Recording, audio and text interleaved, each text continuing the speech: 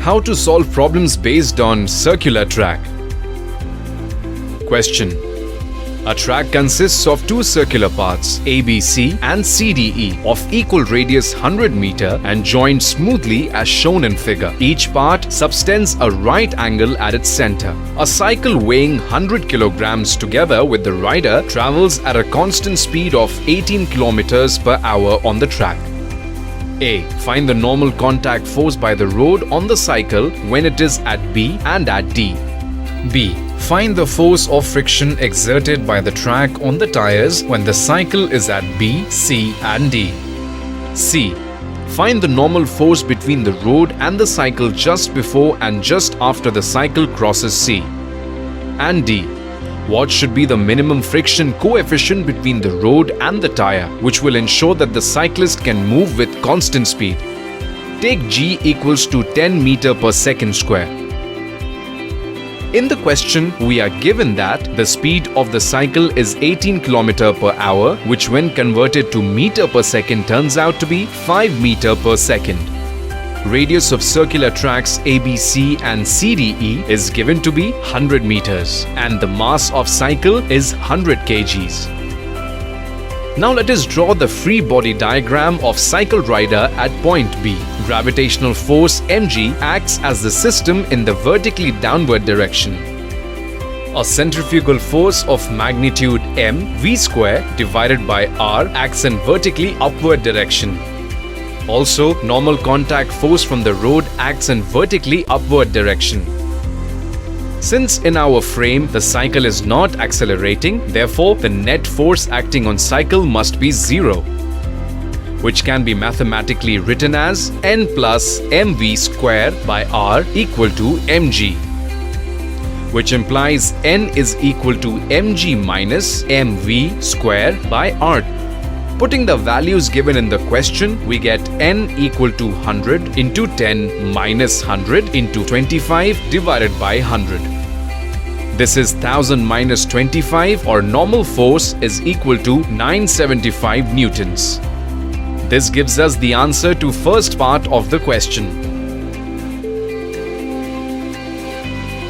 Moving on, let us draw the free body diagram of the cycle rider system in the frame attached to the cycle when the cycle is at point D.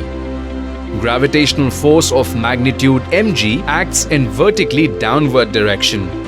Since the center of the circular path on which cycle is moving is above the road, therefore the centrifugal force in this case will act in downward direction. The magnitude of this force is mv square by r. Normal reaction from the road acts in upward direction. Balancing the forces in the vertical direction, we get n equal to mg plus mv square by r.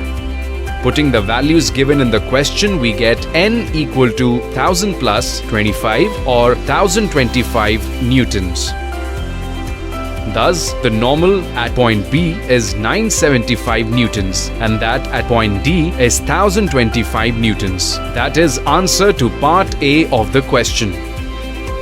As we have seen earlier in the free body diagram of the cycle at point B, there is no horizontal force acting on the cycle. Also, the acceleration of the cycle is 0. Therefore, there is no friction acting on the cycle. Similarly, we can deduce that the friction force acting on the cycle at point D is also equal to 0. Now, the arc ABC subtends an angle of 90 degrees at the center of the cycle. Therefore, the point C is at angle 45 degrees from the vertical. This means the road at point C is at an angle of 45 degrees with the horizontal. Now, let us draw the free body diagram of the cycle at point C. Gravitational force equal to mg acts in vertically downward direction. The components of gravitational force along the slope of the road is equal to mg sine theta and the components along the perpendicular direction is mg cos theta. The normal contact from the road, say n, acts perpendicular to the road. The normal contact from the road, say n, acts perpendicular to the road. Friction force, say F, acts on the cycle in the upward direction along the slope. Since the cycle is moving with uniform speed, its acceleration is 0 and hence net force in direction along the slope must also be 0. Therefore, F must be equal to mg sine theta. Putting the values of m and theta in this equation, we get F equal to 100 into 10 into 1 by root 2. Simplifying this, we get F equal to 500 root 2 or 707 newtons. Thus, friction force is 0 at point B and D, while it is 707 newtons at point C. This is answer to part B of the question. For next part, let us draw the free body diagram of the cycle when it is just before point C. In this case, gravity mg will be downward with its components. Mg sine theta will act along the slope and mg cos theta will act perpendicular to the slope. Normal force will also act as perpendicular to the slope. But in this case, the cycle is moving on a circular track which is in concave downward shape. This means the center of the circle on which the cycle is moving downward, and hence centrifugal force will act upward. Friction will act along the slope.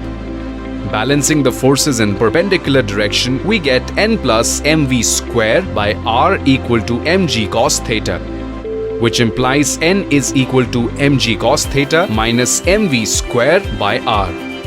Putting the given values, we get n equal to 100 into 10 into 1 divided by root 2 minus 100 into 25 by 100. Simplifying this, we get n equal to 707 minus 25 or 682 newtons. As the cycle crosses point C, it is now moving on a circle whose center is upward. Therefore, the centrifugal force will now act in downward direction. All the other forces will remain unchanged in magnitude and direction.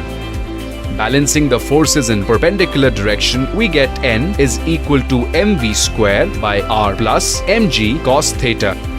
Putting the given values, we get n equal to 25 plus 707 or n is equal to 732 newtons. This is the answer to part C of the question.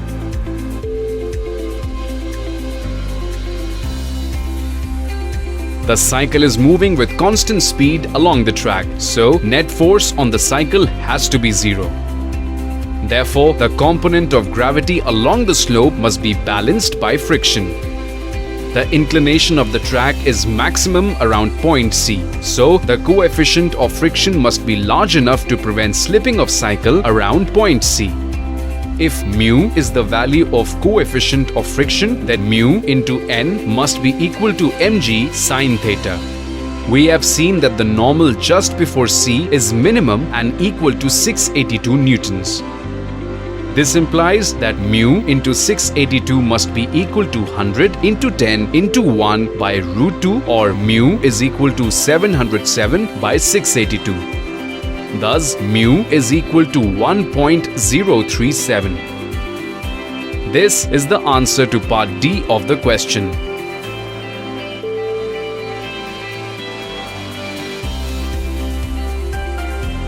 Please like, share and comment on the video, and don't forget to subscribe to our YouTube channel for more interesting and educational videos to earn while you learn. Download Extraclass app from Google Play Store and get rewarded for